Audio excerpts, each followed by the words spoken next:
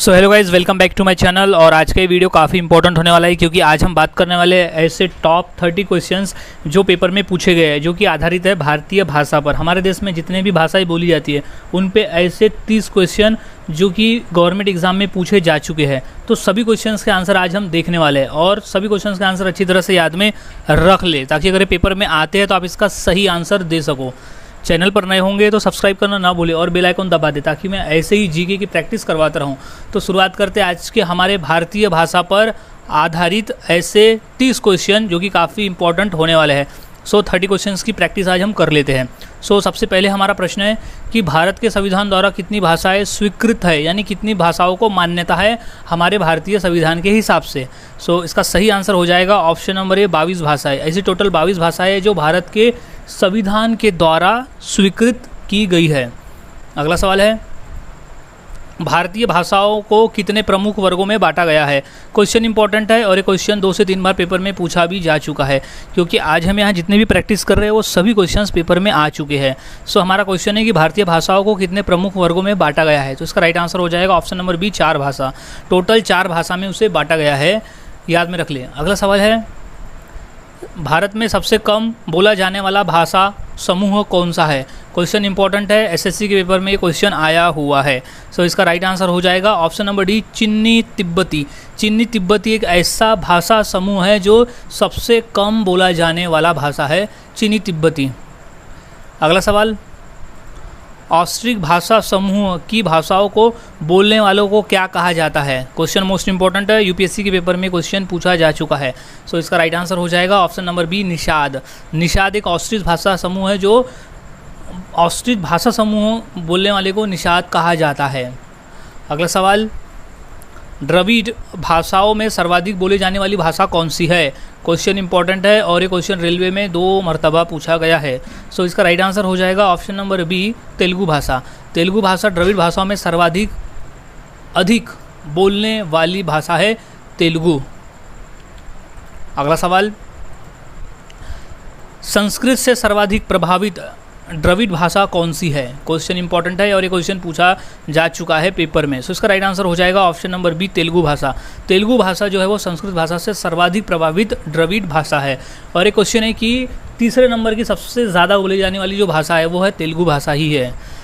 अगला सवाल, भारतीय संविधान के अनुसार हमारे देश की राजभाषा कौन सी है। क्वेश्चन इंपॉर्टेंट है, रेलवे में 2 बार पूछा जा चुका है। इसका राइट आंसर हो जाएगा ऑप्शन नंबर बी, हिंदी भाषा। हिंदी भाषा को राजभाषा का दर्जा मिला हुआ है भारतीय संविधान के अनुसार। याद में रख ले, हिंदी भाषा राजभाषा। अगला सवाल, भाषा के संबंध में हिंदी को क्या कहा गया है। क्वेश्चन इंपॉर्टेंट है और ये क्वेश्चन 2 बार रेलवे में आया हुआ है। रेलवे के लिए मोस्ट इंपॉर्टेंट क्वेश्चन है। इसका राइट आंसर हो जाएगा ऑप्शन नंबर सी है, राजभाषा। भाषा के संबंध में, यानी भारतीय संविधान में भाषा के संबंध में हिंदी भाषा को राजभाषा कहा गया है। याद में रखिए, राजभाषा।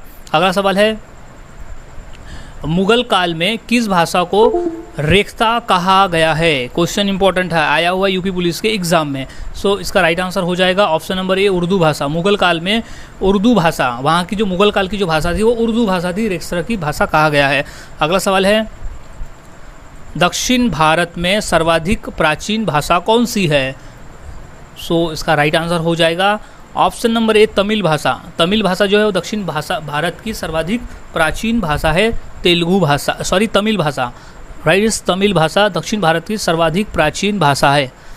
अगला सवाल, देश का एकमात्र किस राज्य की राजभाषा अंग्रेजी है। क्वेश्चन इंपॉर्टेंट है और ये क्वेश्चन पूछा जा चुका है पेपर में। इसका राइट आंसर हो जाएगा option number D, Nagaland. Nagaland Bharat में एक ऐसा राज्य है जहाँ की राजभाषा जो है वो अंग्रेजी है, क्योंकि वहाँ की रहने वाली जनता जो है वो सर्वाधिक मात्रा में, जहाँ की जो मेजर पॉपुलेशन है वो इंग्लिश में बात करती है, इंग्लिश में बोलती है, इसलिए वहाँ की जो राजभाषा बनाई गई है वो अंग्रेजी रखी गई है। नागालैंड की वो हमारे देश की वो एकमात्र राज्य है जहाँ की राजभाषा अंग्रेजी है।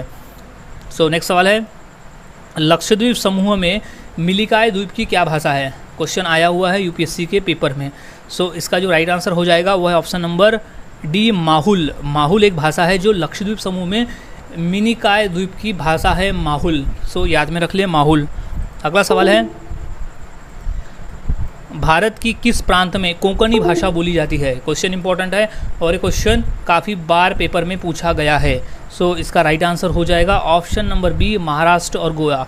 महाराष्ट्र और गोवा ऐसे दो राज्य हैं जहाँ पर कोंकणी भाषा बोली जाती है, और ये बोली जाती है समुद्र के किनारे में जहाँ मछुआरे हैं। मछुआरों की जो भाषा है वो कोंकणी भाषा होती है, इसलिए महाराष्ट्र में, खास मुंबई में और गोवा में ये कोंकणी भाषा बोली जाती है। सो याद में रख ले, महाराष्ट्र और गोवा।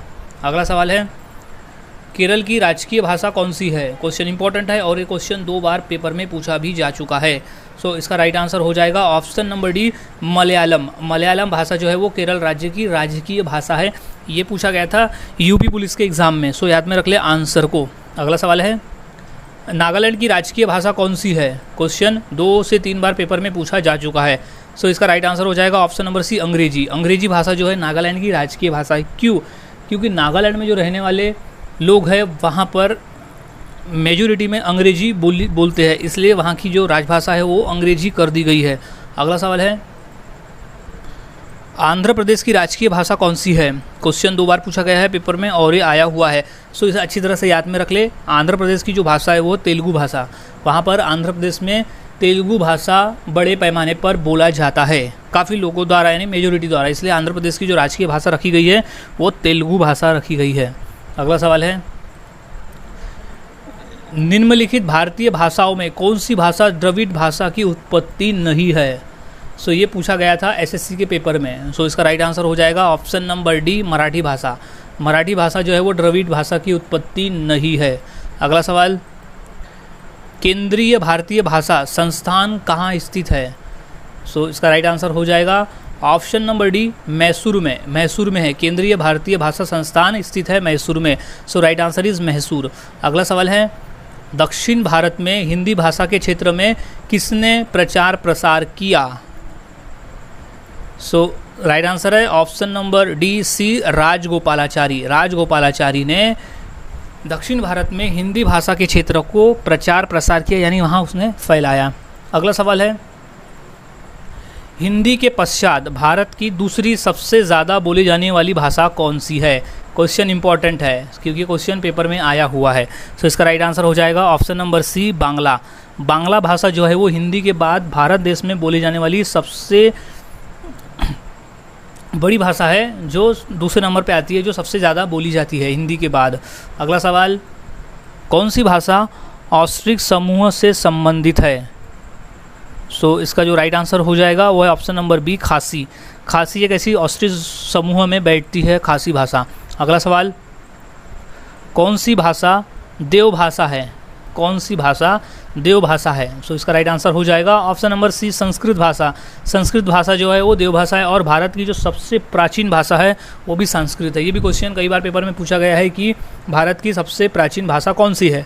सो राइट आंसर इज संस्कृत, और कौन सी भाषा देव भाषा है? तो ये भी राइट आंसर इज संस्कृत भाषा।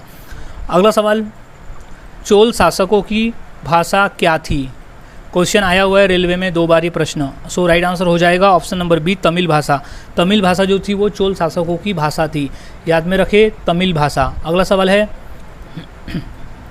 भारत की तीसरी सर्वाधिक बोली जाने वाली भाषा कौन सी है? क्वेश्चन आया हुआ है एसएससी के पेपर में। सो राइट आंसर हो जाएगा तेलुगु भाषा। तेलुगु भाषा जो है वो भारत की तीसरी सर्वाधिक मात्रा में बोली जाने वाली भाषा है। पहले नंबर पर है हिंदी भाषा, और दूसरे नंबर पर है बांग्ला, और तीसरे नंबर पर है तेलुगु। अगला सवाल, निम्नलिखित देशों में से किसमें तमिल एक प्रमुख भाषा है? क्वेश्चन इंपॉर्टेंट है कि निम्नलिखित में से कौन से देश में एक प्रमुख भाषा है? So right answer is Singapore. Singapore देश है जहाँ पर तमिल भाषा एक प्रमुख भाषा है। So right answer is Tamil भाषा है सिंगापुर। अगला सवाल, त्रिपुरा की राजभाषा क्या है? क्वेश्चन इंपॉर्टेंट है और ये क्वेश्चन रेलवे में और यूपीएससी के पेपर में आया हुआ है। सो राइट आंसर हो जाएगा option number D, Bangla. Bangla जो है वो त्रिपुरा की राजभाषा है। अगला सवाल, संघ शासित प्रदेश लक्षद्वीप की भाषा कौन सी है? क्वेश्चन इंपॉर्टेंट है क्योंकि क्वेश्चन आया हुआ है पेपर में। सो इसका राइट आंसर हो जाएगा option number C, Malayalam. Malayalam भाषा जो है वो संघ शासित प्रदेश लक्षद्वीप की भाषा है। अगला सवाल है, गोवा की स्वीकृत भाषा कौन सी है? सो क्वेश्चन 2 से 3 बार ये क्वेश्चन पूछा जा चुका है। सो इसका राइट आंसर हो जाएगा option number A Konkani. Konkani भाषा जो है वो गोवा की स्वीकृत भाषा यानी गोवा की राजभाषा है कोंकणी भाषा। अगला सवाल, हिंदी भाषा भारतीयों का प्रतिशत लगभग कितना है, यानी हिंदी बोलने वाले भारतीयों का कितना प्रतिशत है। सो इसका राइट आंसर हो जाएगा ऑप्शन नंबर डी 35%। भारत में 35% लोग ऐसे हैं जो हिंदी भाषा बोलते हैं। अगला सवाल, किस भाषा को शास्त्रीय भाषा का दर्जा दिया गया है। क्वेश्चन इंपॉर्टेंट है, ये क्वेश्चन आया हुआ है रेलवे में 2 बार। सो इसका राइट आंसर हो जाएगा option number A Odia. Odia जो भाषा है उसको शास्त्रीय भाषा का दर्जा दिया गया है। सो गाइज आज हमने ऐसे टॉप 30 क्वेश्चन देखे जो काफ़ी इंपॉर्टेंट है पेपर के पॉइंट ऑफ व्यू, क्योंकि ये सभी क्वेश्चंस पेपर में पूछे जा चुके हैं। हर गवर्नमेंट एग्जाम में ये क्वेश्चन आए हुए हैं। सो सभी क्वेश्चंस को अच्छी तरह से याद में रख लेना है ताकि अगर ये पेपर में आते हैं तो आप इसका सही आंसर दे सको।